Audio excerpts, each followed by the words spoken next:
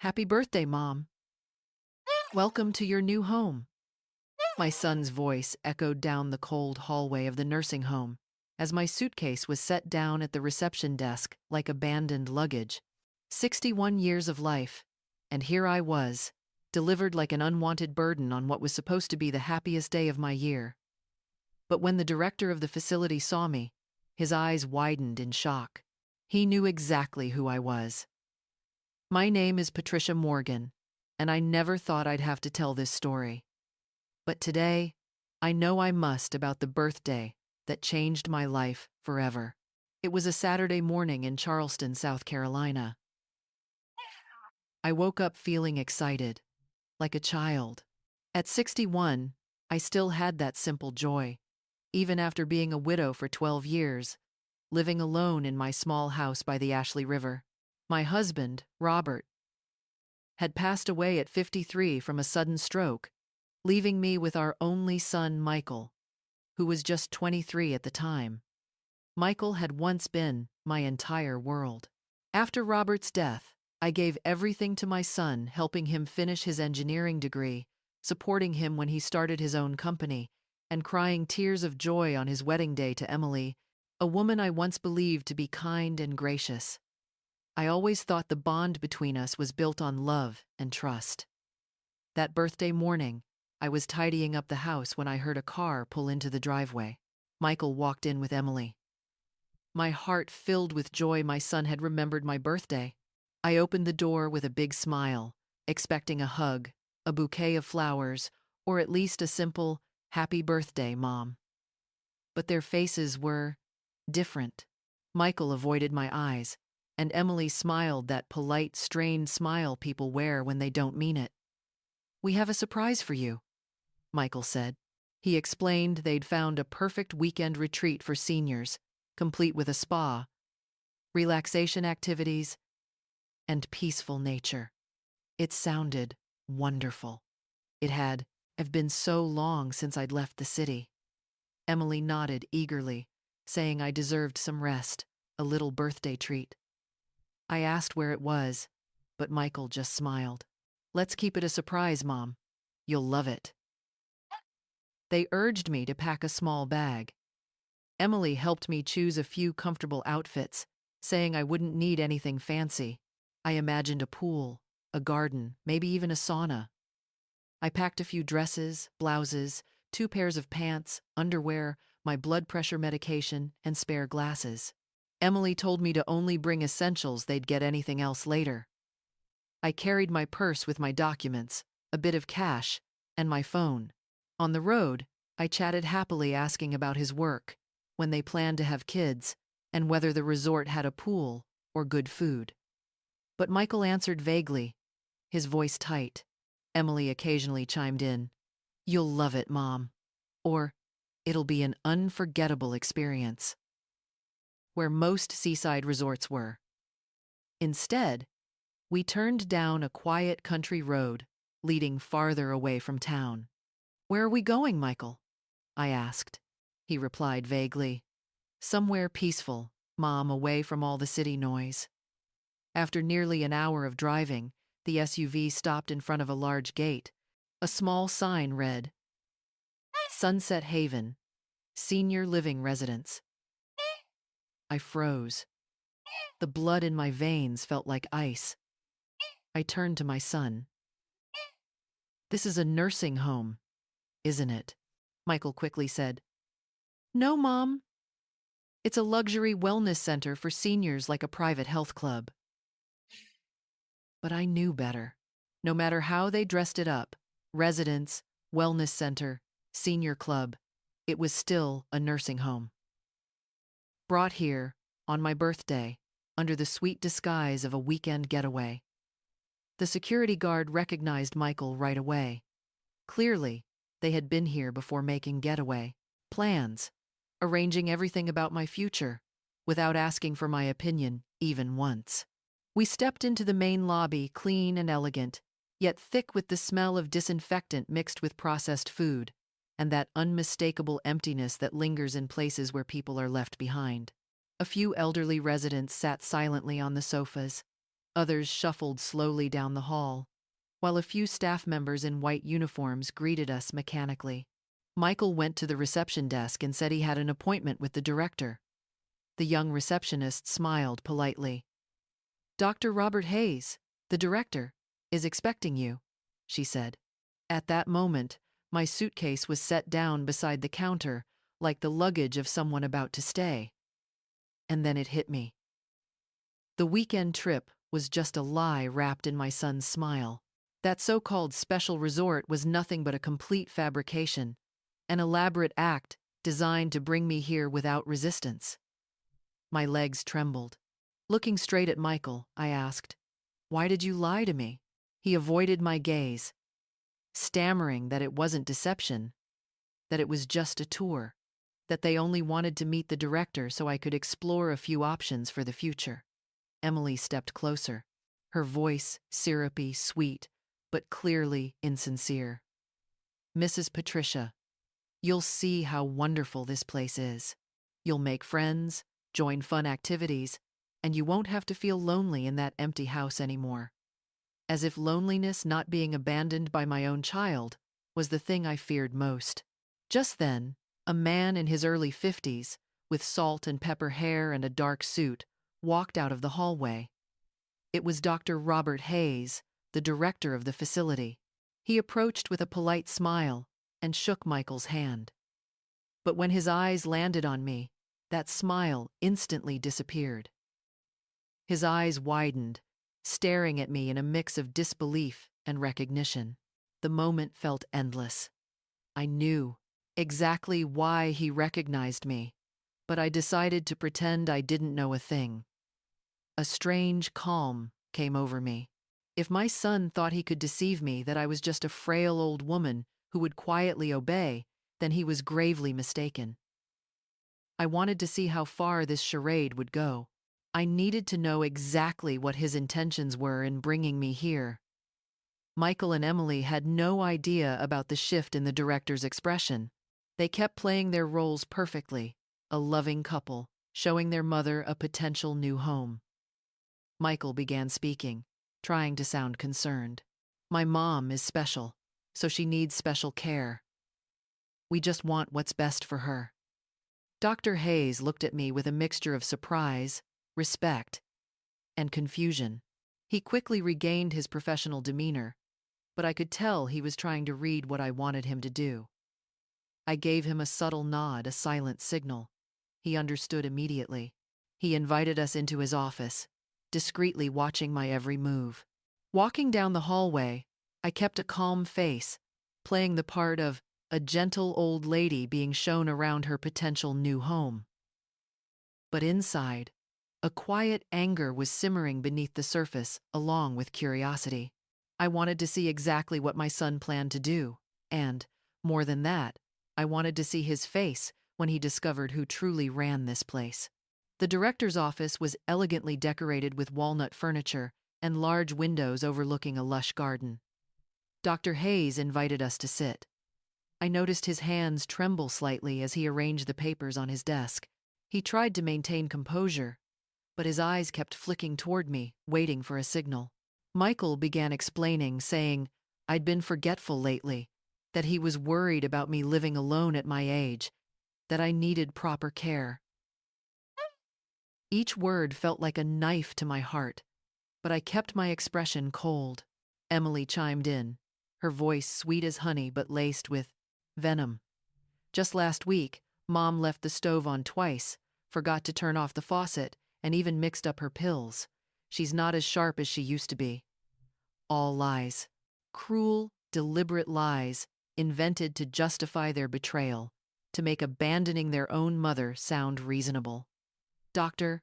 Hayes sat quietly, occasionally jotting notes in his notebook, but I could clearly see the anger rising in his eyes. He knew who I was. He knew I wasn't the kind of woman who could be easily deceived. Having to sit there and listen to those lies without being able to speak up must have been torture for him. But he respected my silent signal. When Michael finally finished talking, Dr.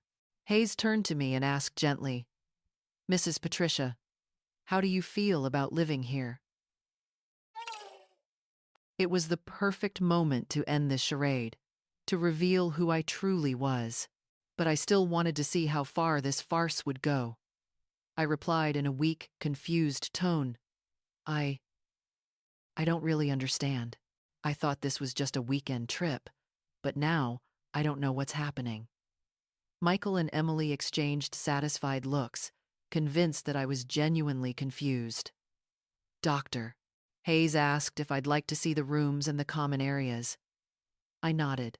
He stood up promptly and invited us on a tour. We walked down the hallways, ones I knew by heart. I had reviewed every architectural plan, chosen the paint colors, arranged the garden layout, picked each painting and every piece of furniture. I had even selected the type of plants placed in the decorative pots by the lobby. But now, I pretended it was all new to me.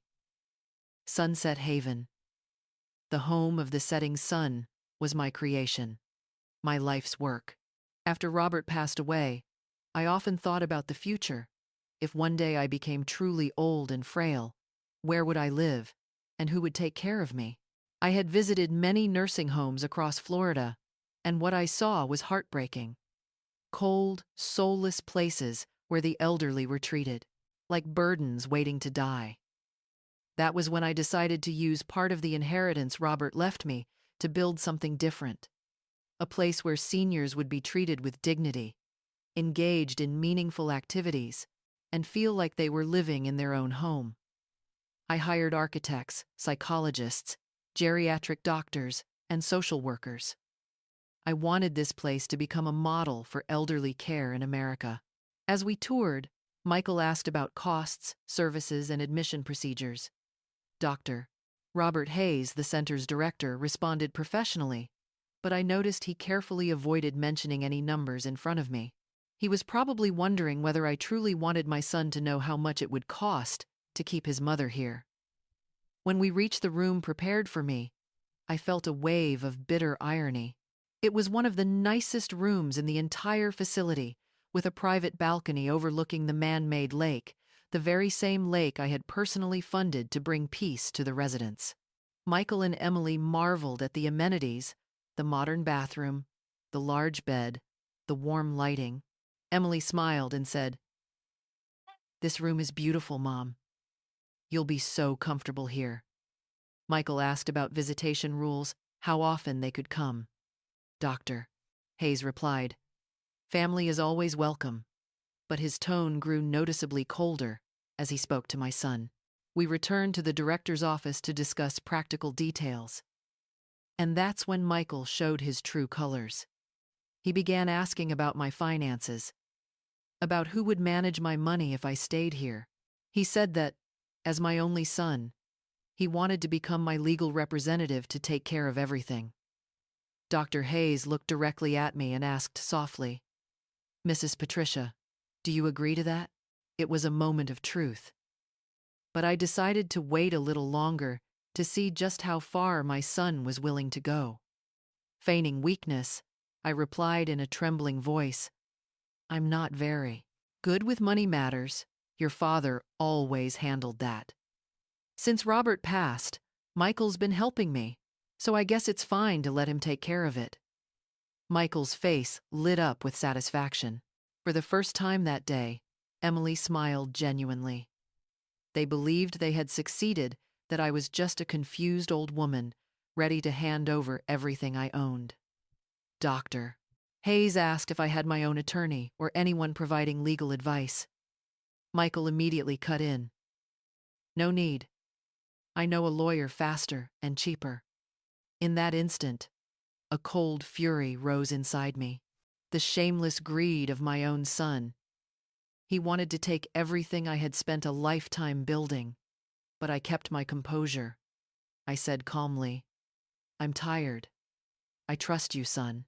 Do whatever you think is best for me. Let me rest a little before making any decisions." Dr. Hayes quickly agreed, saying I could rest in the room for as long as I wanted. Michael and Emily prepared to leave, promising to come back the next day to sign the papers. Before leaving, Michael kissed my forehead and said, "You'll be happy here, Mom. You don't have to worry about anything anymore." Emily leaned in and kissed my cheek. "You'll make lots of new friends here. This is a fresh start for you." As soon as they disappeared down the hallway, Dr. Hayes closed the door and turned to me, visibly stunned. He asked in a low voice, "You really want me to pretend I don't know who you are? Are you sure?" I replied firmly, "Absolutely. I want to see how far my son is willing to go to steal from his own mother." Then I added, "If he thinks he can fool me, treat me like some senile old woman, he's going to pay dearly for it." "Doctor." Hayes shook his head, still in disbelief. "In over 15 years of working with seniors," he said, "I've never seen anything this cruel a son, trying to lock his own mother in a nursing home that she herself founded and funded." I told him I needed time to think. I knew now this wasn't just a family matter anymore, it was a chess game. And I, the woman they saw as a frail old lady, was the one holding all the power. I went up to the room and sat by the window, looking out at the garden I had designed myself. Never in my life did I imagine I'd be sitting here under these circumstances. For hours, I thought about everything, about how naive I had been to trust blindly, about all the warning signs I ignored, and about how I had overestimated my son's love. Then I remembered the strong woman I used to be, the single mother who raised her child after her husband's death, the woman who built her own success from nothing, the woman who had the vision and heart to create a home for seniors when society barely cared about them. That woman was still inside me, and now she was wide awake.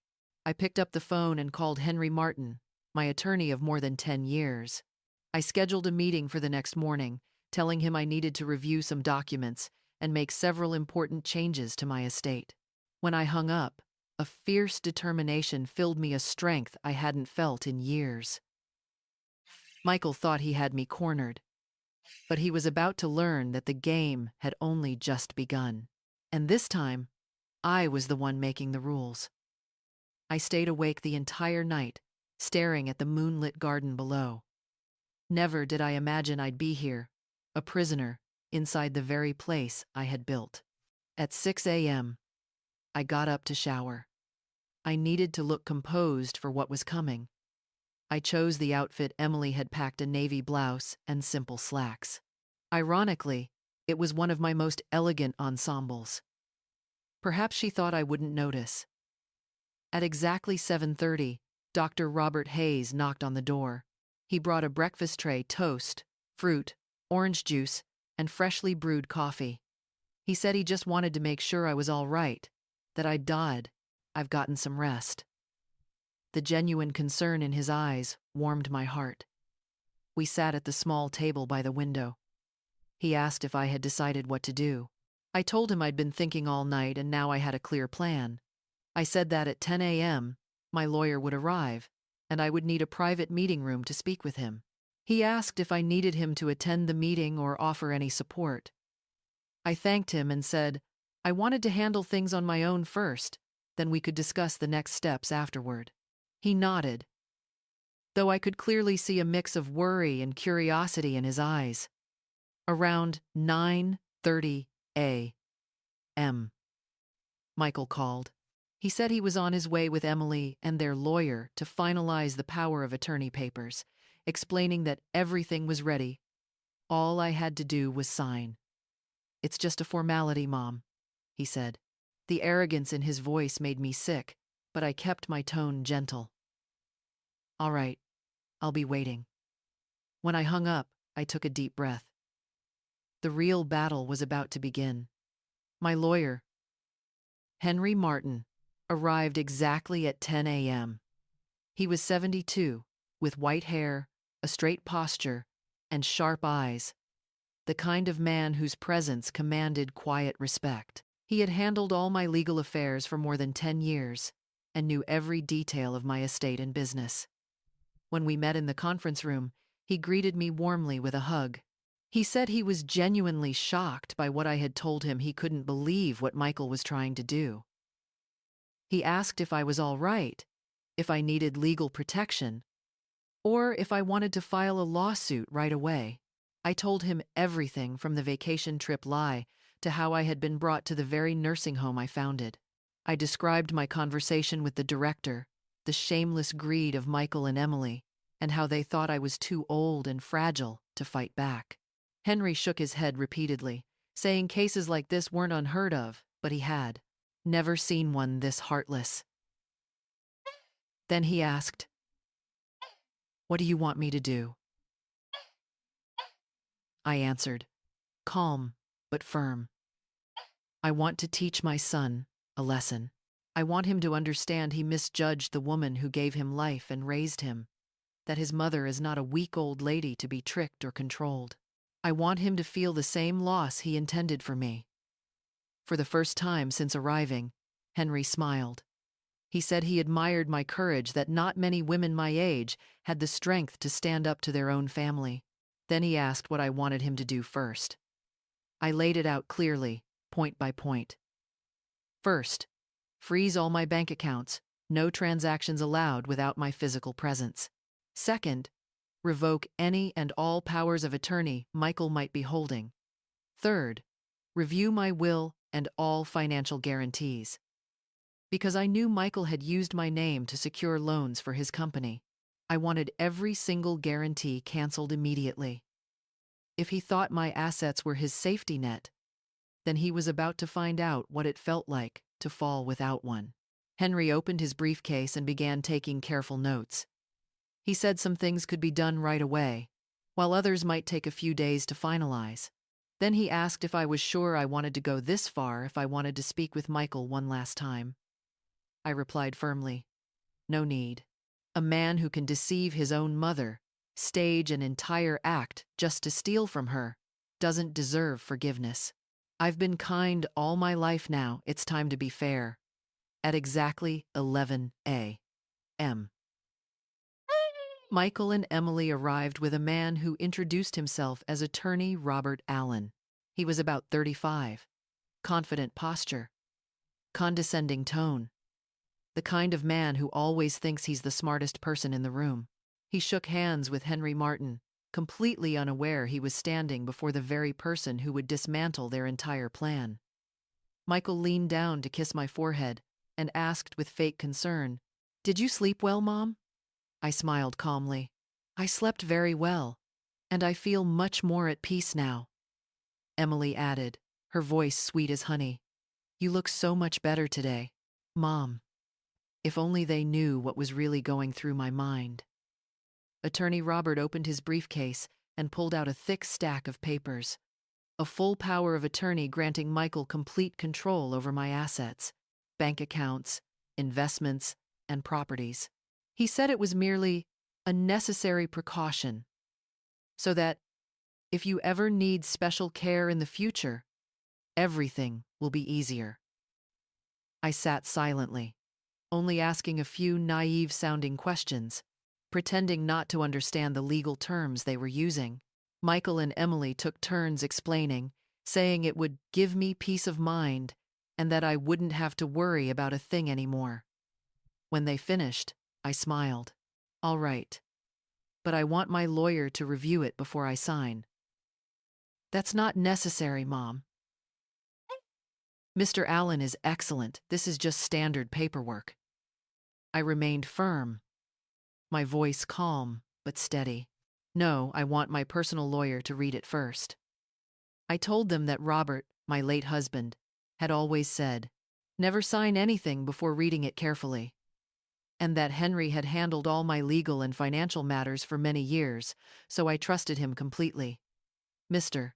Henry took the file and began reading carefully, line by line. From time to time, he frowned, shook his head, and jotted down short notes.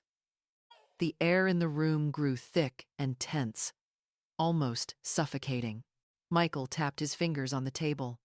Emily twisted a lock of her hair, trying to hide her nervousness. Attorney Robert tried to maintain his professional composure, but it was clear he was starting to lose patience. After nearly half an hour of reading every detail, Henry looked up and spoke clearly. This document is far too broad and dangerous. It grants excessive power to just one person. I strongly recommend revising it to better protect Mrs. Patricia's interests." Michael exploded. He shouted that Henry was overcomplicating things, that they were only trying to help me, that I was no longer clear-minded and needed someone to make decisions for me. That was the moment I decided to strike first. I looked straight at my son, my voice calm but sharp as ice. "Michael, I may be 61, but my mind is perfectly clear, and I'm starting to see exactly what's going on here." The room went dead silent. Michael stared at me, stunned, as if it were the first time he had ever heard that firmness in my voice. Emily's face went pale, and Attorney Robert froze mid-motion, his pen suspended in the air. I continued, my voice unwavering. "Yesterday, you lied to me, said this was a birthday trip. Today, you bring papers to seize control of everything I own. Do you really think I'm too far gone to notice?" Michael quickly protested. "Mom, you've got it wrong. We're only trying to protect you." I raised my hand to stop him. "Now it's my turn to talk, and you're going to listen until I'm done." I told them I had known from the moment we arrived that I'd been deceived, that I had pretended to be confused just to see how far they would go, and that I was truly shocked to witness the greed and dishonesty of my own son. Michael's face was pitiful, pale, trembling lips, unable to meet my eyes. Emily's cheeks flushed red as she stammered, "You're overreacting. We only want what's best for you." That was when Henry spoke, his voice deep and steady. "There are a few important updates I need to share with everyone." He explained that, due to suspicious circumstances, he had already taken emergency protective measures. All of Mrs. Patricia's bank accounts had been temporarily frozen and could only be accessed with her direct signature. All financial guarantees made on behalf of others had been revoked, and any action taken in Mrs. Patricia's name without her explicit consent would be considered a violation of federal law. The reaction was immediate. Michael turned pale, his face drained of all color.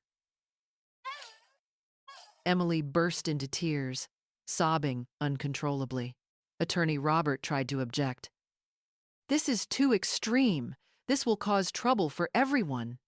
But I remained seated, my expression calm and composed. I wasn't finished. I looked straight at Michael and spoke slowly, every word cutting like a blade. "You're so desperate to control my money? Fine. From now on, you'll have to take care of yourself without a single dollar of mine." The room fell into heavy silence. I could hear the clock ticking on the wall, 1 second at a time. Michael trembled, Emily wiped her tears, and Attorney Robert nervously gathered his now useless papers. I rose slowly and walked toward the window, gazing out at the garden I had designed myself. I took a deep breath, then turned back to face them. It was time to turn the tables.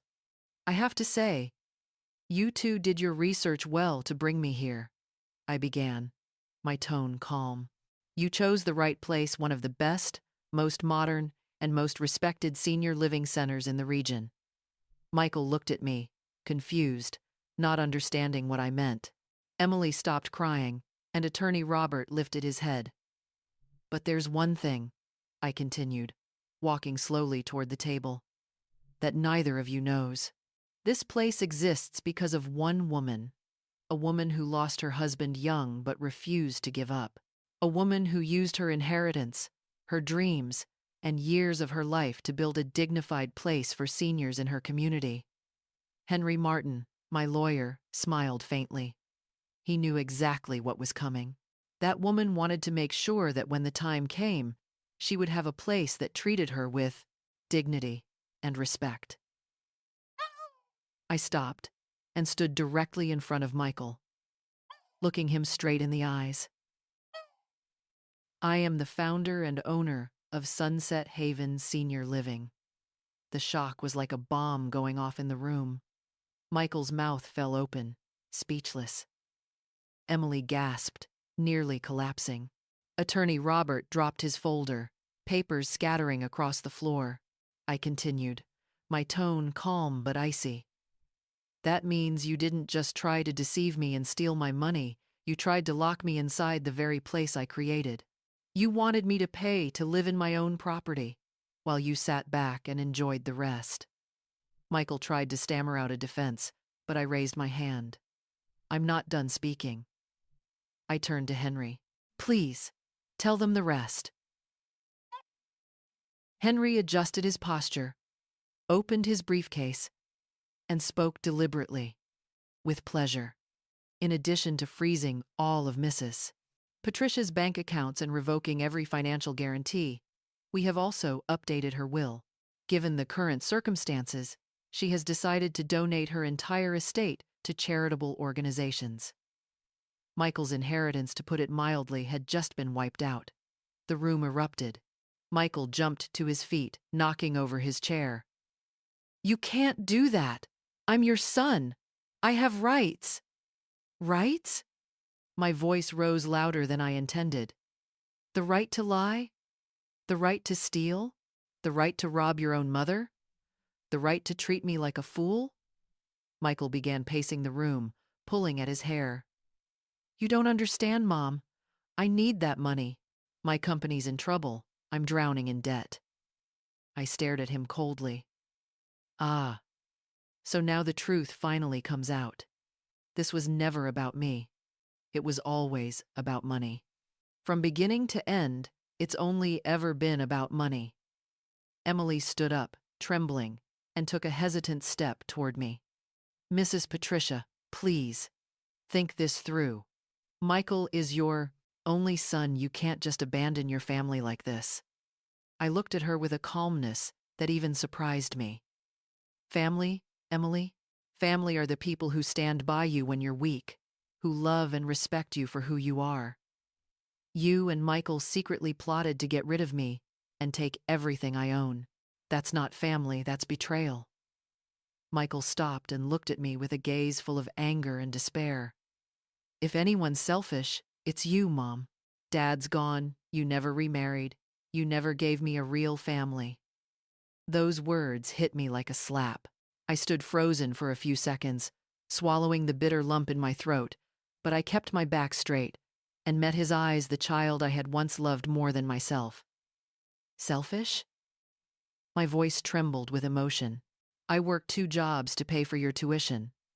I sold my mother's jewelry to help you start your company. I lived alone for 12 years, sacrificing my own happiness so you could have the very best. And now you dare call me selfish? Mom, I didn't mean that, Michael stammered, trying to explain. I cut him off, my voice ringing through the room. You want to know why I never remarried? Because I thought you needed me completely. Because I believed being your mother was my life's mission. Because I erased myself to be only one thing, your mother.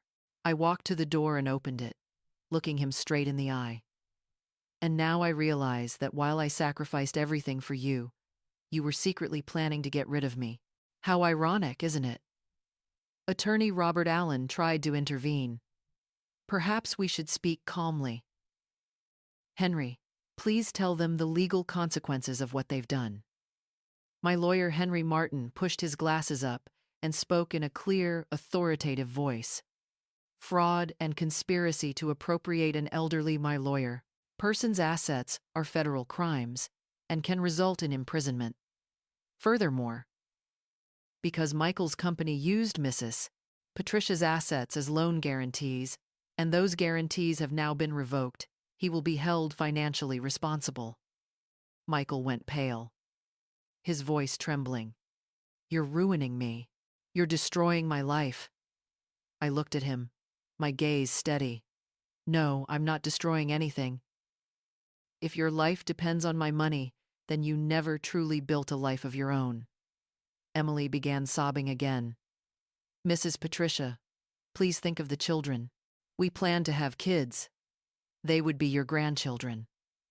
I looked at her, saddened but resolute. Emily, do you really think I'm fit to be a grandmother to your children? You two just tried to lock me in a nursing home, lied to me with a fake birthday trip. You think I'd be a good role model for your kids? I gave a bitter smile. They were using future grandchildren as a bargaining chip while proving they would do anything for money. Let me ask you, I continued, my voice even and cold. How do you plan to support those children now that you'll have to fend for yourselves? Because I assure you, not 1 cent of mine will go to you anymore. Michael stepped closer one last time, voice choked. Mom, please. I was wrong. We are family. I looked at the man in front of me, the one I had given birth to, raised, and loved for 40 years. I tried to find a trace of the sweet boy he once was, but all I saw was a stranger, desperate for money. I spoke quietly but decisively, like a verdict. The family I knew died yesterday, when I found my suitcase abandoned at the nursing home reception. When you lied to me about a birthday trip, when you conspired to lock me here without asking from that day on, I understood you were no longer my family. I turned back toward the window, looking out over the quiet garden. You've turned me into a stranger in my own life. Now learn how to live without me.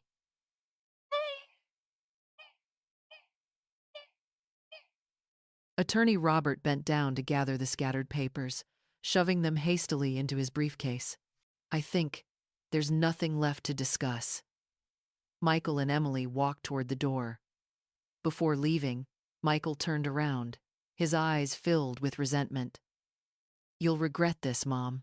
You'll be alone, no family, no one beside you. I smiled the first genuine smile since all of this began. Michael, I've been alone for a long time. The only difference is, now I know it. When they left, the room fell into silence. Henry Martin walked over, his voice gentle. Mrs. Patricia, are you all right? I answered softly, a calm smile on my face. Better than ever. In fact, I feel lighter than I have in years, he asked. So, what's your plan now, Patricia? I looked out the window, where the first rays of sunlight touched the peaceful garden. The world outside had never felt so open. Now, Mr. Henry, I'm going to do something I forgot how to do long ago. I'm going to live for myself. And for the first time in decades, I truly understood what it meant to live. A few minutes later, Dr. Robert Hayes, the director of the center, appeared at the door, his tone warm and kind. Is everything all right, Mrs. Patricia? Do you need anything? I smiled and replied, everything's done. I won't be staying here as a resident, but I'll be coming back often. I paused, glancing around the room, the place that had almost become my prison, and said quietly, after all, this place belongs to me. And now, free from those who once tried to steal my happiness, I could finally enjoy the life I'd always dreamed of. Freedom had never felt so sweet. 3 months passed since that fateful day at Sunset Haven, senior living. Now I sit on the porch of my new home, a small seaside villa in Naples, Florida, watching the sunset paint the sky in shades of orange and pink. The soft sound of waves against the sand, mixed with distant cries of seagulls, creates the perfect melody for this new chapter of my life. I never thought that at 61, I could start over. But I did, in a home I chose myself, decorated with the things I love, living a life entirely my own, untouched by anyone else. Moving to the coast might have seemed impulsive, but it turned out to be the best decision I ever made. After the confrontation with Michael and Emily, I knew I had to leave Charleston, a city filled with memories of a life that no longer existed. I needed a new place to create new memories. I found this house through a real estate agency that specializes in homes for older adults. It's a 1-story home with 3 bedrooms, a spacious living room that opens directly to the ocean, and a bright kitchen where I can cook for myself without worrying about who likes or dislikes my food. Behind it is a small garden full of roses. I've always loved roses, but when I lived with my husband, Robert, I couldn't grow them. He was allergic to pollen.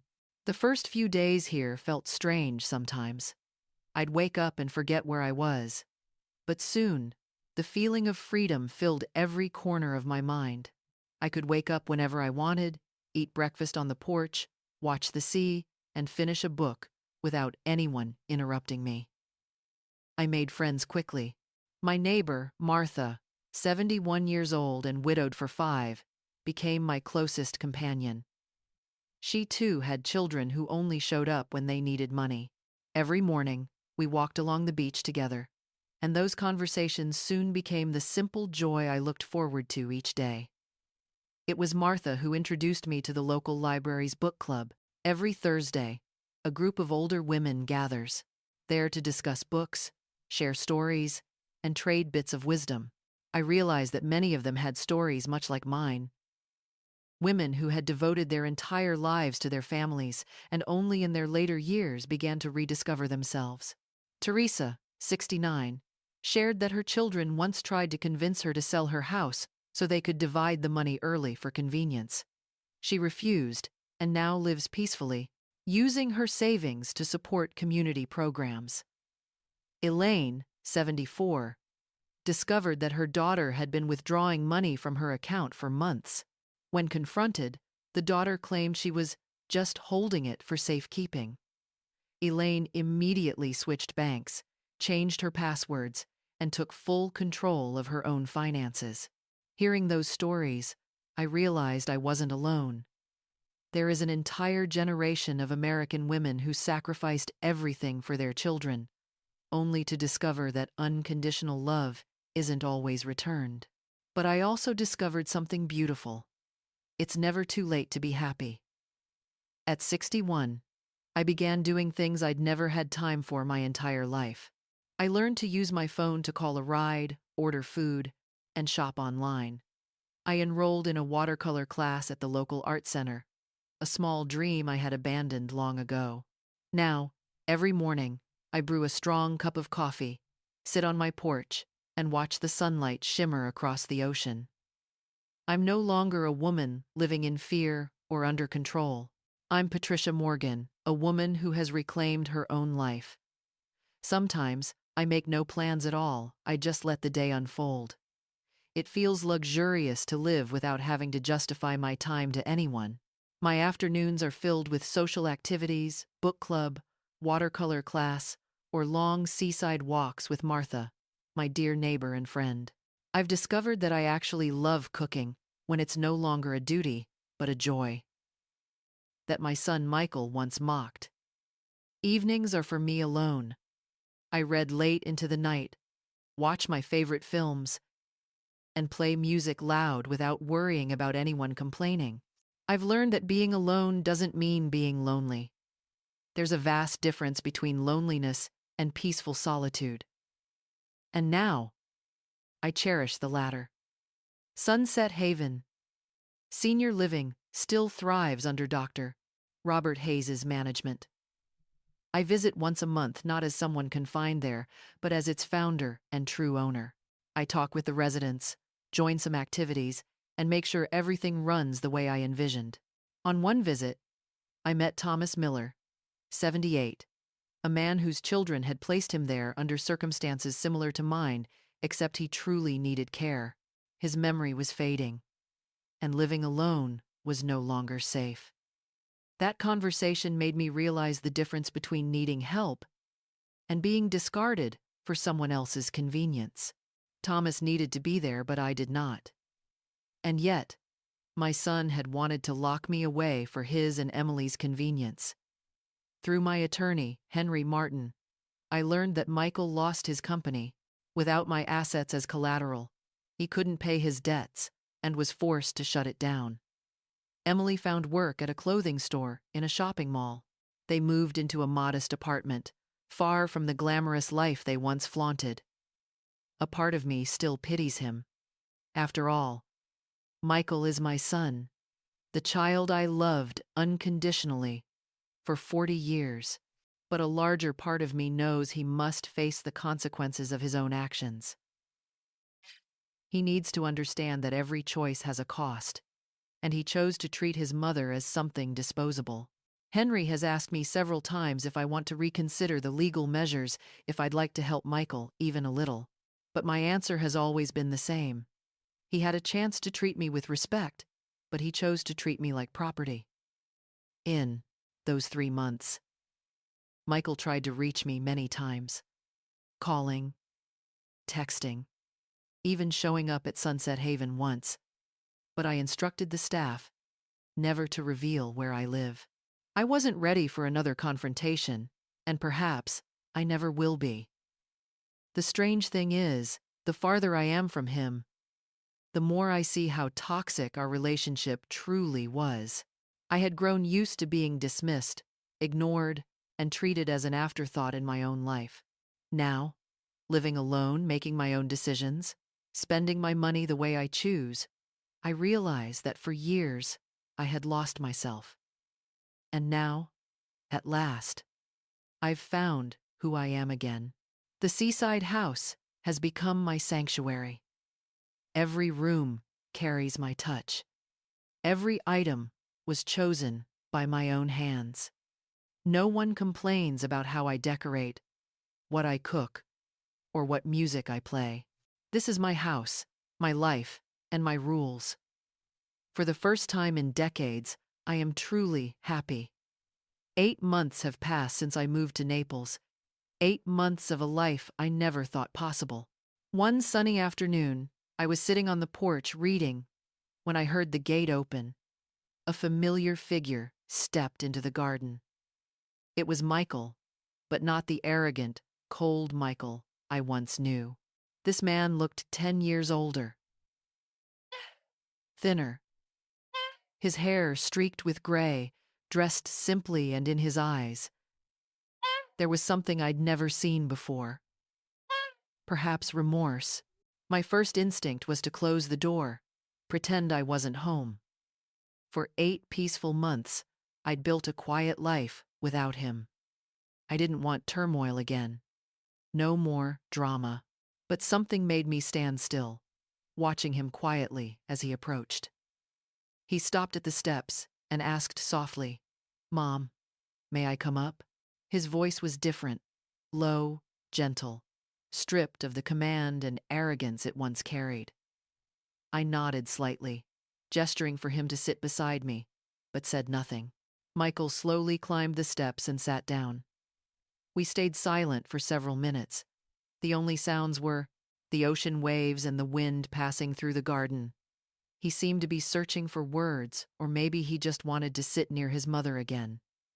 Finally, he spoke quietly. "Your house is beautiful, Mom. You look truly happy." I replied, softly but firmly. "Yes, I am. I've found where I belong." Then I asked, "How did you find me?"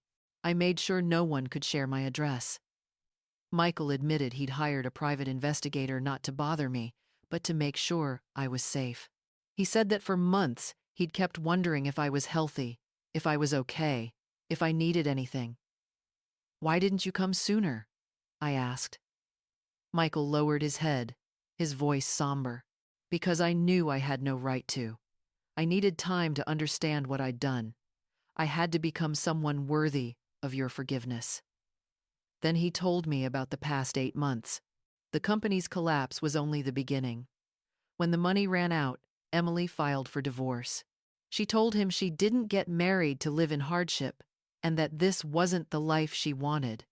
The coldness in her words made Michael realize she was exactly the kind of woman I had warned him about.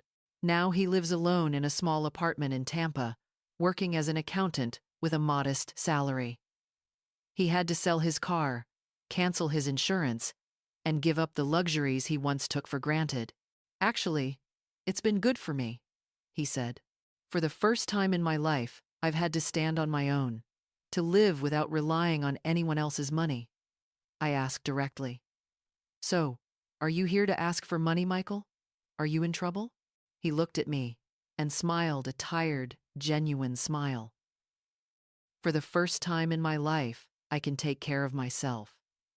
He paused, looked at me for a long time, and said slowly, "Understand why you did what you did." For nearly an hour, Michael spoke about his journey of change. He had started therapy to understand why he could treat the very person who gave him life and raised him so poorly. He realized that for all those years, he had believed his mother existed only to serve him, that my purpose was to make his life easier. He had never once thought of me as an individual, a person with dreams, emotions, and needs of her own. Then Michael asked, his voice breaking, "Mom, do you know what hurts the most? It's not losing the money, not losing the company, not even losing Emily. What hurts the most is realizing you lived an entire life, and I never cared enough to know who you really were." His words caught in my throat. For decades, I had erased myself just to be Michael's mother. And now, for the first time, he finally saw it. I told Michael about my new life, about the friends I'd made, the activities I'd joined, and how I'd rediscovered joy by living for myself. I told him I was truly happy. A peaceful, free kind of happiness I hadn't felt in many years. Michael listened quietly, occasionally nodding, his eyes rimmed with red. When I finished, he smiled softly.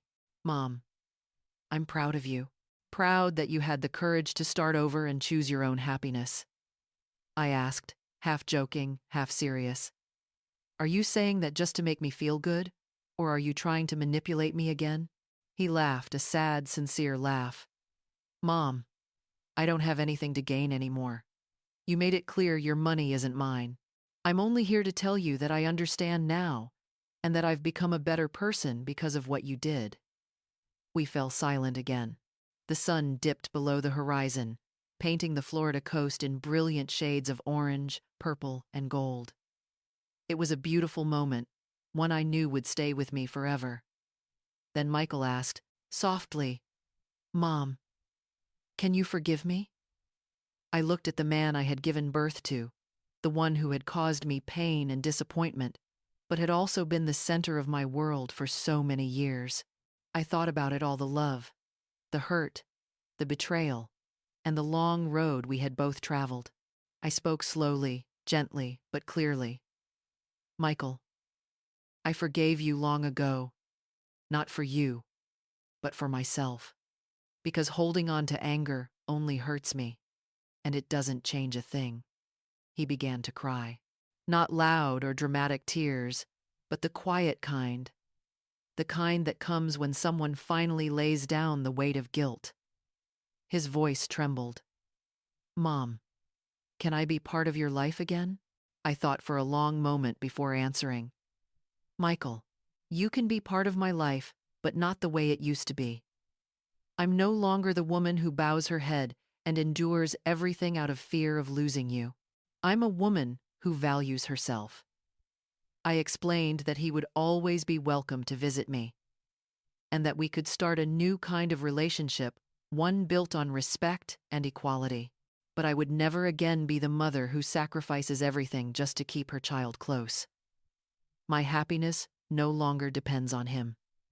Michael nodded, his eyes wet. "I understand, and I don't want you to go back to who you were. I admire the strong woman you've become."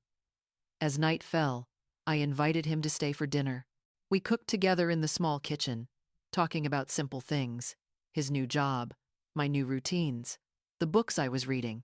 It was strange after everything that had happened, we could still talk like two ordinary people. After dinner, Michael said he had to drive back to Tampa since he had work in the morning. I asked if he wanted to stay the night, but he shook his head. "No, Mom. I've said everything I needed to say. I don't want to disturb you." When we said goodbye, we hugged. But it wasn't a hug born of fear or obligation. It was the embrace of two people who truly respected and cared for each other. Before leaving, Michael asked quietly, Mom, can I call you sometimes? I smiled. Of course, Michael. But remember now, we're two adults choosing to be in each other's lives, not out of duty, but by choice. He smiled, the first genuine smile I'd seen on his face in years. Thank you, Mom. Thank you for teaching me this lesson. Thank you for having the courage to show me how wrong I was. After he left, I sat on the porch for a long time, watching the moonlight shimmer across the ocean, thinking about everything. A deep sense of peace spread through me, a peace I had never known before. Not just the peace of forgiveness, but the peace of someone who has finally found where she belongs. Now, Michael and I have a new chance not to return to the past, but to build something healthier, based on respect and genuine love. And most importantly, I prove to myself that happiness is a choice. Even if you must walk away from everything familiar, you can still choose to live for yourself. At 61, I've learned life's greatest lesson. It's never too late to start over. It's never too late to demand respect. And it's never too late to choose happiness. The story you've just heard is a fictional work inspired by real-life situations, with names and locations changed to protect privacy. But the emotions remain true: the loneliness of a wounded mother, and the journey of rediscovering her own worth. In life, we often face a hard choice: to stay silent for the sake of peace, or to speak up to protect ourselves. There's no absolute right answer, only a heart that knows when it's been hurt enough to finally speak. Whatever you choose, believe that God sees, listens, and blesses those who keep kindness in their hearts. If this story touched you, stay a while and watch the 2 featured videos at the end of this screen. You might just find a piece of yourself in them.